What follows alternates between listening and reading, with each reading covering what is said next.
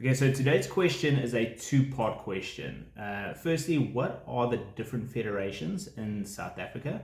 And what is the ruling if a athlete gets selected through winning SA champs to represent South Africa in a different country in Worlds, let's say for example, but they can't afford to go overseas? Do they lose the honor, of becoming a Protea athlete, or do they still receive that and just simply don't compete overseas? So let's talk about the federations first and foremost. There's quite a few different federations in South Africa. The most popular ones is IFBB, obviously, NPC, PCA, RBFF, NABA. Then there's a few new ones that pop up all over. There's a few non-affiliated ones as well, meaning they're not associated, shows that are not associated to any federation. There's money shows, there's government shows, there's quite a few.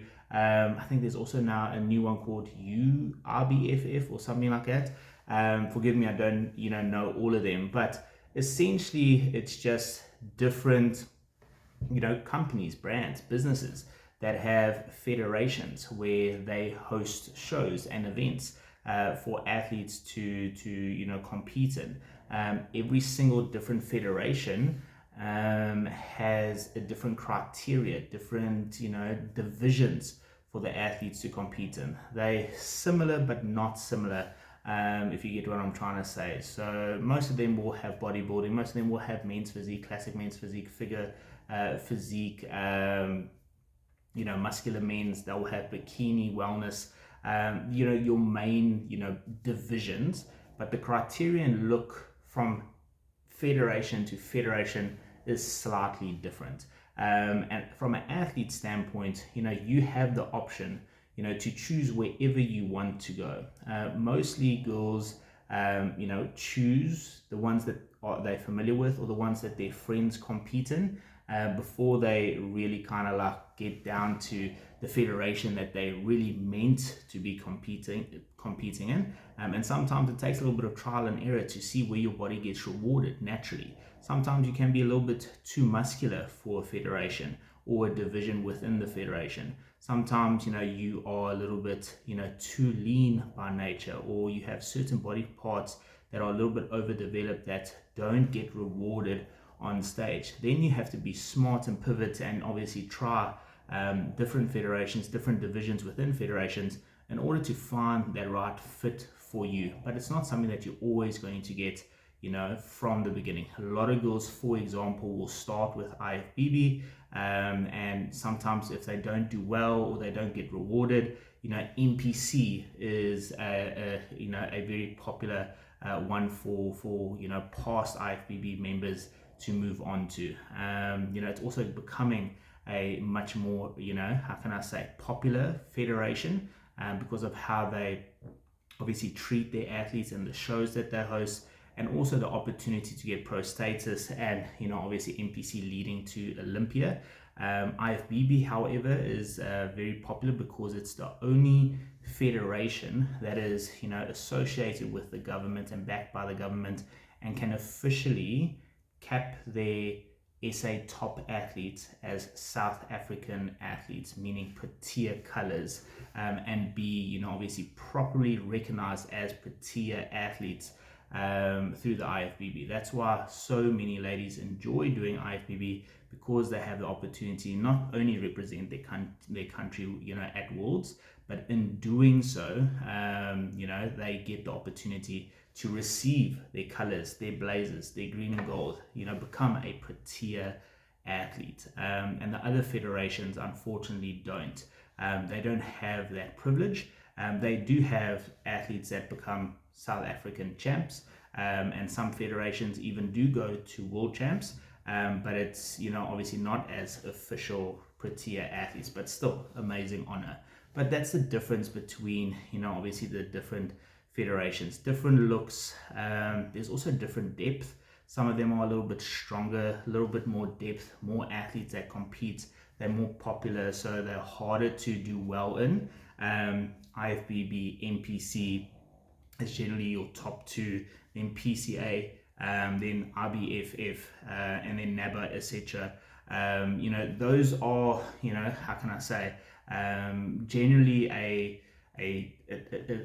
federation or federation choices, those last three that I've mentioned, that is not necessarily seen as strong as the NPC IFBB level of competitors, athletes, and also where it leads, once you turn professional.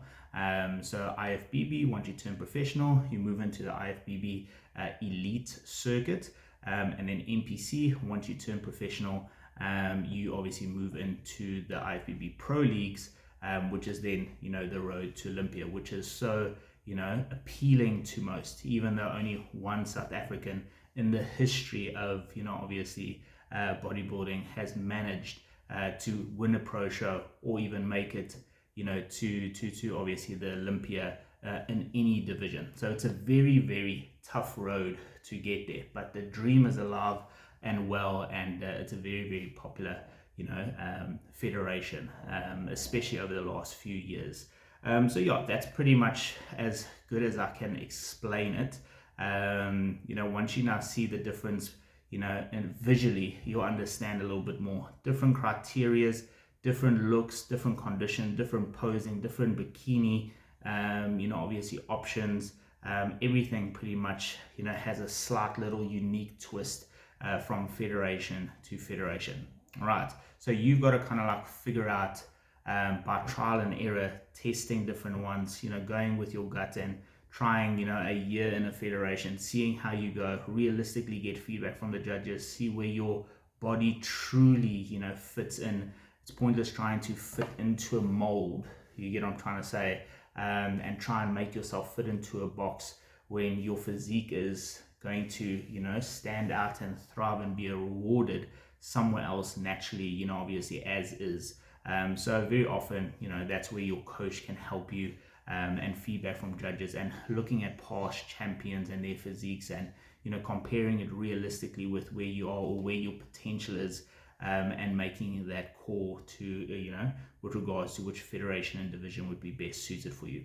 And then your second part of the question, unfortunately, no, if you can't afford to go, you do lose, obviously that honor of becoming a Protea athlete. You have to be able to obviously raise the funds. Sometimes they help, especially with IFBB, which is the only one where Protea colors is an option, IFBB amateurs.